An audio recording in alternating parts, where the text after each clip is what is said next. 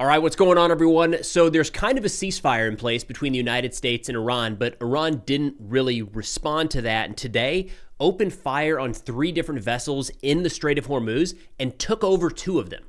Like, that's the first time this has happened since the war began. So, a little bit of a can of worms. Now, diving into what we know so far, the IRGC Navy Command issued a statement earlier today saying, quote, 2 offending ships, MSC Francesca, linked to the Zionist regime, and Epidemiones, no way I got that right, which had jeopardized maritime security without the necessary permits and by tampering with navigation systems, were seized by the IRGC Navy and directed to the Iranian coast.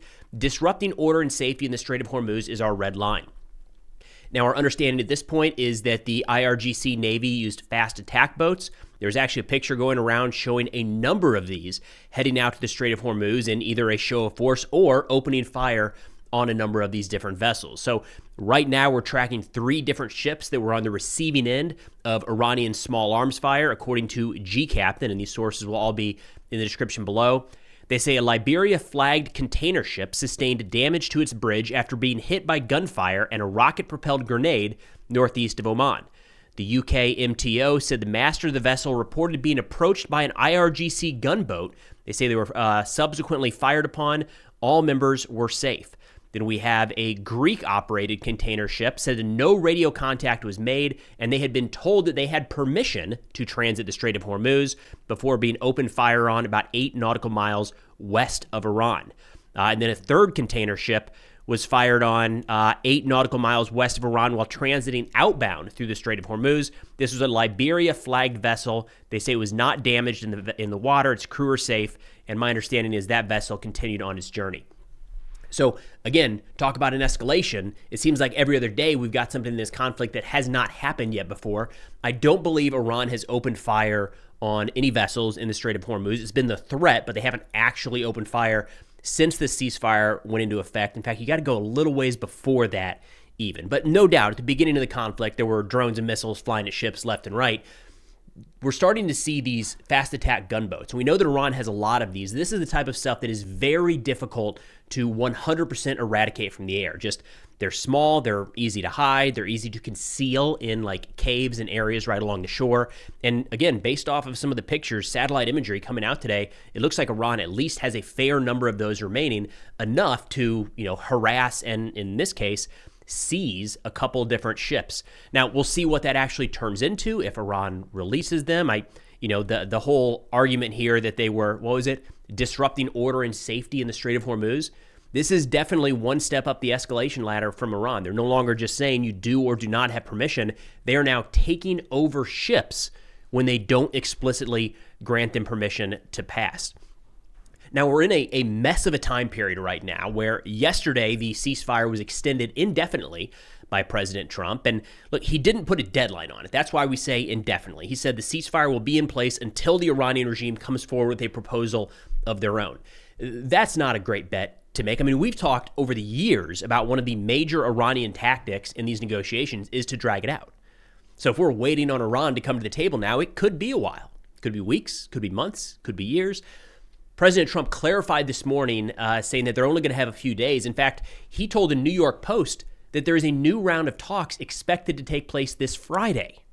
Talk about the up, down, sideways roller coaster here. Immediately, Iranian Tasnim News said, nope, that's made up. Iran has no plans to negotiate on Friday, and there is no change in the Iranian plans in terms of when and how they will negotiate with the United States.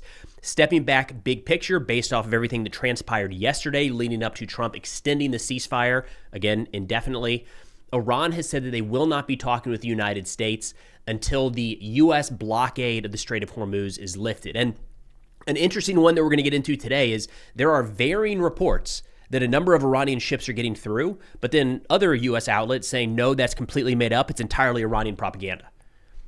I'm going to just kind of give you both sides of that story from the best I can tell at this point. But continuing on with this, what are we waiting for from the Iranian side? Axios has a couple different news stories worth getting into that I'll have also in the description below. They say one U.S. official said, quote, Trump is willing to give it another 3 to 5 days of ceasefire to allow the Iranians to get their shit together. It is not going to be open-ended. So a little bit of a pushback there on the idea that this is just going to be a ceasefire like the new status quo.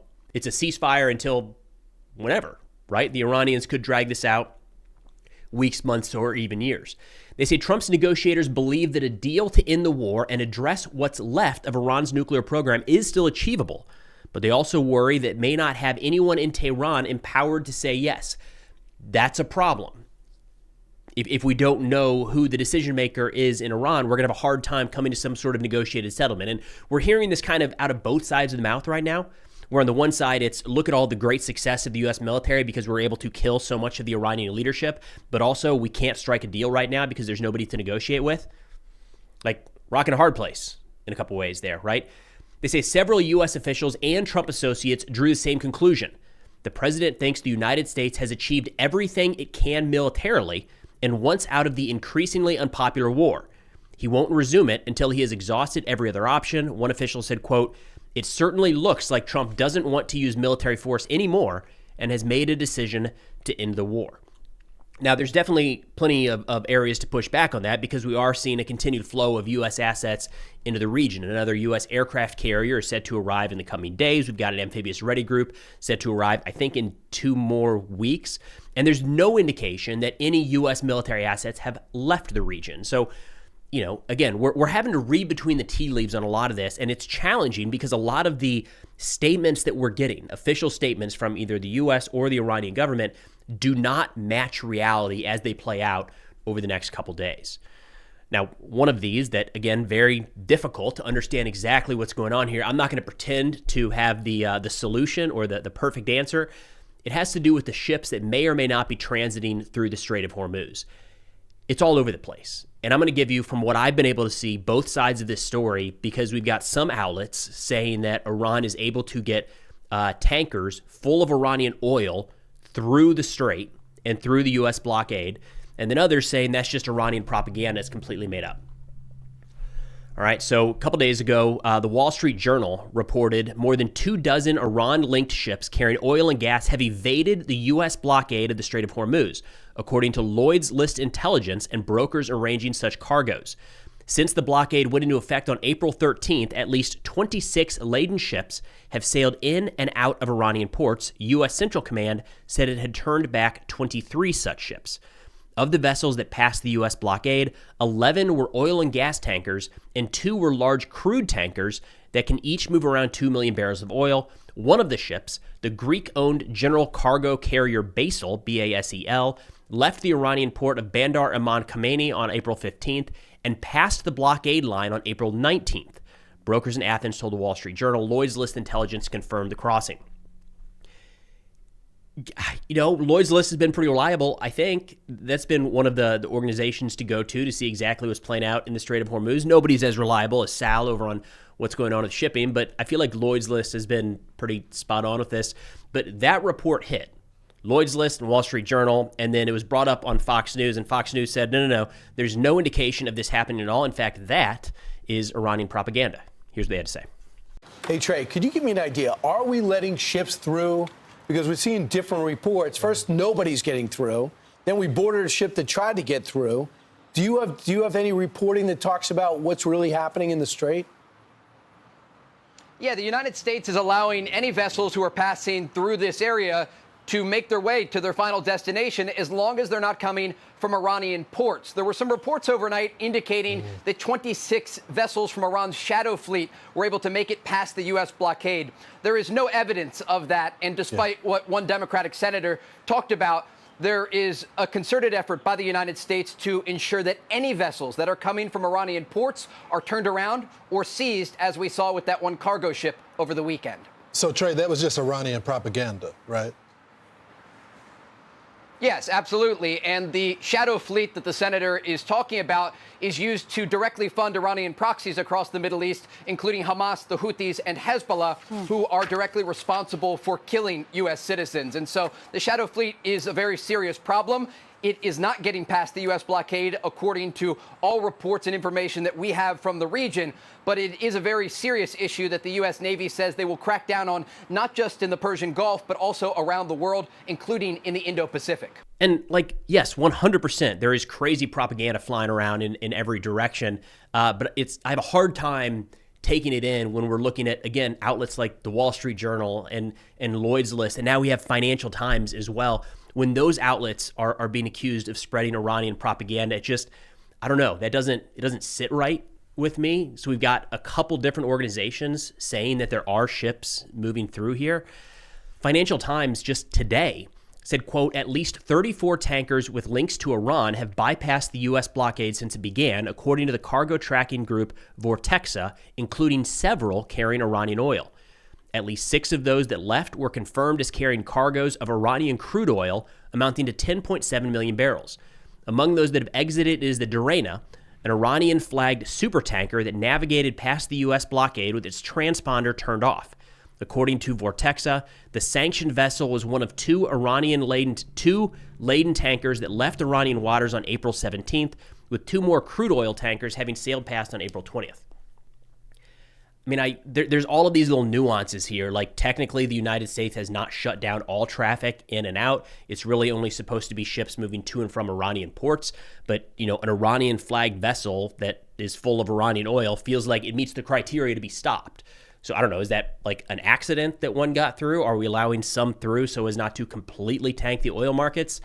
It's a mess of information right now, to say the least. So again, we've got a couple different organizations putting out drastically different information here. I have a feeling that it's probably somewhere in the middle, but that war of words, that propaganda war, for lack of a better term, is very much an aspect of what's playing out right now. So if President Trump wants to continue avoiding military escalation in Iran, which there's some reports suggesting that he wants to find other alternatives, the blockade is one of those alternatives. If these reports are accurate, that ships are getting through, especially ships with Iranian oil, that definitely limits the effectiveness of the blockade. Now, make no mistake, if one Iranian ship makes it through the Strait of Hormuz today, that does not save the Iranian economy, all right? That is a drastic reduction in the revenues they're able to pull in from their oil and gas industry. So it still will do damage to the Iranian economy, but I have a feeling the blockade is kind of being presented as black and white. Like, it's either completely cut off the Iranian economy or it hasn't. And this seems a little more gray, which could mean that instead of the Iranian regime needing to come to the table in the next few days, if some of these are able to sneak through and if this reporting is accurate, then maybe that takes weeks. Maybe it drags on just a little bit longer than expected. Or who knows, maybe we just send more naval vessels to the region and really try to lock this thing down. But that's all we got for now. For anybody interested, we are consolidating all content over on Substack. It's the best way to support the channel. Long form, short form, interviews are over there. And we've got a community chat that I think is really good. It's the whole, everyone here can contribute to that. Now, the paying members are the ones that can start a thread and kind of initiate conversation, but I think it's a great feature over on that platform. That'll be linked in the description below. But thanks for watching, and we'll see y'all next time.